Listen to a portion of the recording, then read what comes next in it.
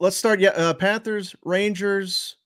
I said to Retro earlier, it's tough to say you're a Cinderella or paint someone as being a Cinderella team when they won the President's Trophy, but it does feel like there's little things here and there. The hat trick from Kreider, performances from Shesterkin, Lafrenière doing what he did yesterday. Over 4-0 in overtime. It just feels like there's little kind of hallmarks of a Cinderella team, or at least a team that is marching its path to a championship. Yeah, I would say Cinderella is not the right term, but storybook would be more closely aligned. There are also all of these odd parallels to 1994 that has made it even more eerie and interesting. So I think you certainly have Ranger fans thinking along those lines, and rightfully so. But yeah, you're right. I mean, no team to me that finishes best record in the league is getting any sort of Cinderella fairy tale treatment here. This is a good team that's delivered in the playoffs, that they have taken advantage of every opportunity. The Florida Panthers they open the door in game 3 in Florida. You walk right through and you take advantage. And so they've sort of been ready for this moment. And I also give a healthy dose of credit to Peter Laviolette. Like, this is a guy that's taken 3 different franchises to the Stanley Cup final.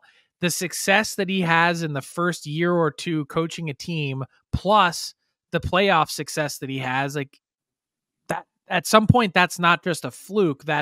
This guy is really freaking good at what he does. Yeah. And I guess you can't be a team of destiny until you win, right? Because destiny would seem to be that you fulfilled that, or maybe you need to fulfill it. Anyway, the Rangers are doing some amazing things. Lafrenière, the first overall pick from a number of years ago, we do it. We have no patience in the media or fans or whatever. This guy's, he's going to be a bust. You can't do it. And then this past season, he comes through with a big year. What was it? 28 goals or whatever. What the hell did I say? He had for 28 goals, 56 or 58 points. 50, yeah, something like that. And now 12 points in 13 playoff games. Yeah. And he's been dynamite here in the postseason. It's a coming of age. Is that, look at me with my media stuff. Is it a bit of a coming of age for Alexis Lafrenière? Yeah. A coming out party. I'd say it's another lesson in not giving up on 20-year-old kids. Ranger fans in particular, like, you don't even have to go back to 3 years ago. Just go back to last summer. If there was a choice, if someone put a gun to Ranger fans' heads, which it is Manhattan, not out of the realm of possibility. If someone did that and said, you have to choose Kakko or Lafrenière, I'd say the odds would have been that Alexis Lafrenière would have been on his way out of town. And now you look at the reverse situation. And by the way, Kakko, big contributor with the work that he did off the face-off to produce that overtime winner in game 3 yesterday. But 2 games ago, before the injury to Jimmy Vesey, Kakko was a healthy scratch. And he had 19 points this season. And people are like, what happened to this guy? Number 2 overall pick. It's not, development is not a straight line. It goes in fits and starts. And, you know, there have been many teams before that have given up on players, maybe not of this pedigree and quality, but at that age where all of a sudden you look, this is why drafting in the NHL is harder than any other sport. You're not talking about what a player is going to be at 18, although those are the easiest picks to make. You're talking about what a player is going to be at age 24. And I've seen up close and personal the special nature that Lafrenière has in him. He has this clutch gene. I was at the World Juniors in Czechia when he played injured and helped them win the gold medal. There's something there. It's just taken a while for him to get up to the NHL speed and confidence level required in order to play with the best players on the planet. We don't need to do a whole ton on this, but I guess just your thoughts on the Trouba hit. By now, we kind of went back and forth, and there were more people, what I had said to Rhett, there were more people maybe defending it than I thought would have been just for what it is. I know Bieksa was one of the first to come out, and there's quite a few people now. Maybe some of them have Ranger allegiances, but that feel that this isn't as why do we always as need some take? Like, I'm not saying you like. I guess what it is, like you absolutely hate the hit, and you think it's the dirtiest thing alive, and he should go to jail for 30 years, or you're like, oh yeah, this is like this happens in the playoffs. Like, why can't there just be like the middle? Yeah, I guess because it looks a certain way, and it was called a 2-minute minor, which is, I guess, why people would want to know what your take would be on it, because it looks as bad if Rodriguez. Oh my God, but the embellishment is horrendous. That is like Rhett, like you'll appreciate this. That is Matthew Barnaby level embellishment. It is. It just like you can see his face and everything. Like as he's going to the ice, like it's like someone hit him with a round from the top level of the bowl. It's soccer. He still throws the elbow out though, which is the Rhett, only. So take me through it from your perspective. So you're a defender in that situation, and you know you're beat. Yeah. You're just trying to do anything you can to catch the guy, and you're not trying to hit him with your elbow. You're actually trying to get to, and not to support Bieksa. You're trying to get just a forearm on him. You're trying to touch him in any way because you're beat. Yeah, he's in all alone if you don't do something. And I said to him earlier, I said, I don't care what the call was or this, but he's throwing it out there.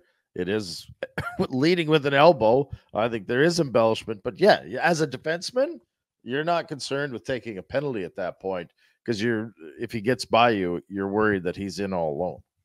Does this even show up on the top 10 dirtiest plays of these playoffs? But it's whatever anybody wants to sell it as. Well, that's my point. So, like, why can't it just be like thing that happened that there was a minor penalty, and at the very most, you could have maybe made the case that it's a major. What if he's out cold? Well, the you're hit talking is about still a totally different hit because that would have involved more head contact. This much.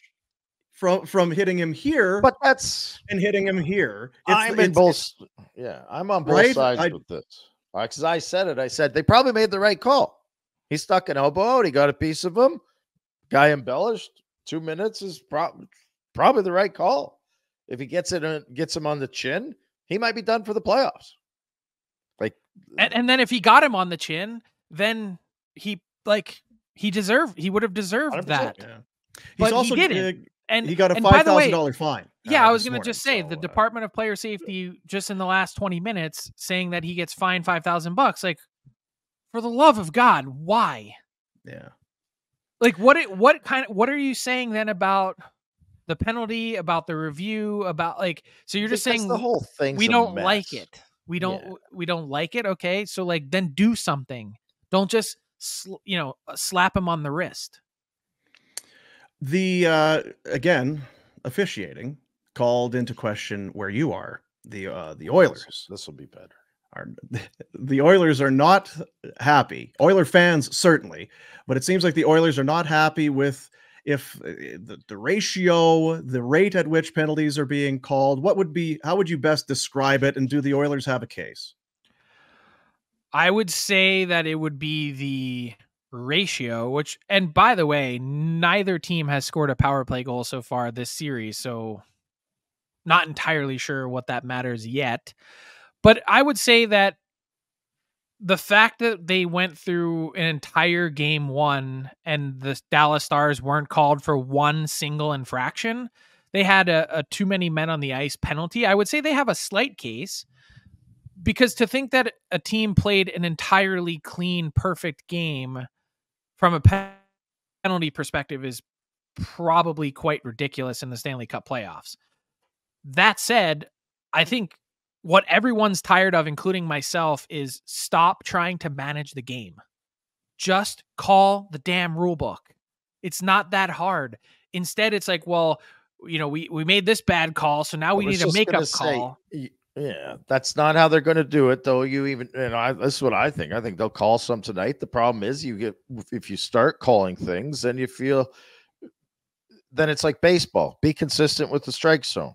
Well, if you call that, now it opens up the door and then they're always trying to manage games and instead of just calling. If you call the rule book and you call everything, I'm a firm believer that the players adjust. Yep. Yeah. I get it. I think we're probably all on the same page. I just, on one hand, what I don't want to see is a gajillion penalties either. I'm a bit hypocritical in that sense, where it's like, call if it needs to be called, but if you call the rule book, it can be penalty. Like, I don't need to see half a game of penalties. And I know the players can adjust, but they sometimes have to adjust to make the game less entertaining. If it were up to me, it would be prison rules. Like, only the egregious gets called. And I don't even know if that's prison rules. If it is an egregious penalty, call it. If not, let them decide the game. Let 4 lines, 3 sets. Let them. But that's actually what happens when it gets to overtime. You almost never see a penalty unless it's the most obvious penalty possible. So why can't that just be the standard the entire 60 minutes? It should be. I guess your thoughts on we're 2 games in. Dallas gets a big win, but it's sawed off heading back to Edmonton. Takeaways through 6 somewhat periods. I would say that this is a very even, tight series. The Oilers had a significant shot advantage in game 2, period 1. But then you go back and you rewatch it and you realize how many grade A chances Dallas had and how well Stuart Skinner played, which I don't know that in the moment he necessarily got enough credit for. And the Stars were able to create some off the rush that they just weren't able to get past. And the Oilers had an opportunity. That's what I'm left with as the biggest takeaway is they had an opportunity going into the 3rd period of game 2 to put this team down 2-0, losing both games on home ice. And you can survive that once in a playoffs. I don't think you do it twice. And to put them in that spot, they didn't have the effort. They didn't have I don't even know if it's effort. They didn't have the compete and attention to detail, sustained pressure to win that 3rd period. And Dallas knew their season might be on the ropes and they took full advantage of it. So both teams have found a way to get on the board. I think the Oilers have probably, if I'm being honest, surprised the Stars with how well they've defended. And now let's see what this looks like as the Oilers get their first home game in about 10 days. I think that's a good way to put it. I don't think that the Stars are surprised by the Oilers being even in the series or being a tough opponent. The way they have played defensively, the forwards' commitment to coming back, the play in their own zone, I think we're all kind of surprised, are we not? I wasn't sure that this collection of Oilers were capable of this. They've been and the penalty kill, all defensive side of their game is far better than I thought they were capable of. 20-some consecutive kills. Yeah. Leading the playoffs in scoring chances against, high danger chances against, I believe shots against.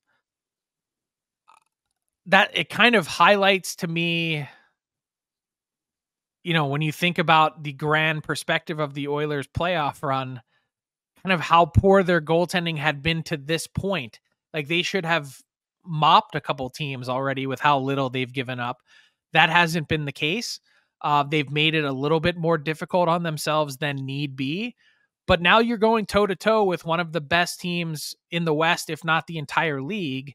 And you've got, people were saying, it's great. The Oilers might get past the Canucks, but there's no chance that they're going to beat Dallas. Whoever plays from the Pacific Division is going to get wrecked by the Stars, who ran over the Avalanche and the Vegas Golden Knights. Maybe that's the case, but this so far to this point, this has been a dead even series through 2 games. Yeah, we talked about it after game 1. the stage is too big for us for the Oilers. They looked very comfortable with the expectations, the pressure, the play, the opponent. They have been right at home so far. Anything going on? We've seen the coaching thing is starting to slow down. It was going to by virtue of just the math. We see that Scott Arniel is in Winnipeg, and that's all kind of playing out. What's going to happen with the GM spot now? You have the Columbus. We're hearing Donnie Waddell may be there because he leaves Carolina. That's a done deal. And Tulsky in Carolina, interim, or is that just kind of what we're going to call it until they give him the job? Because he's one of those guys, his name has been a popular one in those circles. No, it's kind of been reported by people as a foregone conclusion, and I don't believe that that's the case. They're conducting a full external search. This has not been one of those wink, wink, nod, nod. Hey, you're going to be the guy. We just need to go through the process. I think what they're really trying to determine with Eric Tulsky, and I've had him on my podcast. I've known him a long time, since he was a Flyers blogger, which is kind of amazing that he's on the precipice of being an NHL GM. But this is one of the most singularly intelligent and impressive people I've spent time around. Intimidatingly smart. Like, I feel like the dumbest man alive standing next to him, talking to him. Yeah, we don't like smart people. 26 patents. Worked in nanotechnology. Degrees in crazy stuff. A PhD. Like, this guy is brilliant, and he has chosen to be a hockey guy. He's worked in an NHL front office for 10 plus years now. And one of the big things that I think the Carolina Hurricanes are struggling with is they know the value that he brings to the team. They know all the different ways that he's really kind of been the engine for their process and how they've been one of the most competitive and consistent teams over the last 6+ years. But part of it is they worry, is he the acceptable face of a front office, of a team? Is he the guy that they want being front-facing, public-facing? Is he the guy that they want communicating with NHL GMs? How will NHL GMs, who are decidedly, no offense, not Eric Tulsky, how will they react to having someone like Eric Tulsky around if he is the GM? I think they're all probably silly questions because all the other sports have jumped that shark. We're still dealing with a lot of NHL GMs who, again, smart people. No, I'm not making any judgment. A lot of them don't have college degrees. All the other sports have moved away from that. Football, you're seeing guys that are a lot like Eric Tulsky now running teams. Baseball, you see that all the time. Basketball, they're moving away from former players. Hockey, it still is in a different time. And I think the big question is Eric Tulsky going to be the first in a line of many, or will the Hurricanes shy away from that? Big offseason for them, too. Go ahead, Rhett. Well, isn't it just... I understand what you're saying, and I don't know Tulsky, obviously, but if he's the man for the job, is it not? It's Kevin Adams, to me, got the job in Buffalo, and the first thing he should have done was went and hired a guy like Tulsky, who didn't know, you know what I mean? Because there's certain aspects of jobs that some guys might be better at. And I don't know Tulsky, but if they're worried about the optics of it, can you not have someone riding shotgun with them that he can work with that is a hockey guy? Well, wouldn't that be Justin Williams or pick another guy in whoever? Carolina's That's just front it. office? Like it doesn't seem like a tough, right? Like, well, the problem is, put yourself in Eric Tulsky's shoes. You've now spent 10 years with the Carolina Hurricanes. You've clearly done a lot of the heavy lifting of why they've been successful. Don Waddell has he had a million things on his plate. He was president of the arena. He was president of their business operations and also the GM. So Eric Tulsky has sort of been running a lot of the hockey part of it. And then he kind of provides the inputs for Don Waddell to then make the calls and do, execute a lot of the different things. So you've been doing the work, but let's say they come to you and they say, hey, we love the work you've done here. It's been amazing. But we're not going to call you the GM. We're going to say that's this guy. And you're not going to be the guy sitting at the table in the GM meetings. You're not going to have any of the accolades, but you can, here, pat on the head, little guy here. Yeah, you can go. Why would you want to do that? Give him the head job, though. Give him the big job. I don't understand at these meetings why. I guess the point I'm making is in the world I lived in is that you do collaborate. You are on a team, and to have to work with guys is not a knock for Tulsky or whoever. If it's Justin Williams beneath him being used as a guy that does talk to, that's not a knock. That it's just an effective use of, like, you Tulsky. Everyone has strengths and weaknesses. Mm-hmm. If that's part of his weakness, why wouldn't he want support in that area? Confidence and ego is a funny thing, right? And I'm not to say that that's Tulsky's thing, but you wonder sometimes from a player's standpoint, like say it's a Kevin Adams.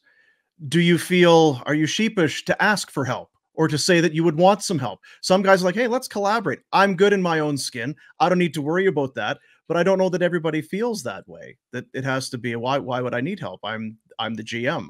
That's why I was hired. Because I'm with you, Rhett. Have some voices. It shouldn't be difficult, but at the end of the day, we all know that in a results-oriented business, there also ultimately needs to be one body that's thrown on a tarmac if things go sideways. And then the next thing is, well, who does that responsibility fall on? Who has final decision-making power? All of those things that, the waters get muddy and all of a sudden you're like, well, who's really steering the ship here? Hey guys, thanks for watching. Be sure to check out more of our content right here on the Flames Nation YouTube page. We had a bunch of great long-form interviews. You can check out some videos we've done as well outside of the studio. And of course, if you want more writing or merchandise stuff, flamesnation.ca or nationgear.ca. Appreciate you watching.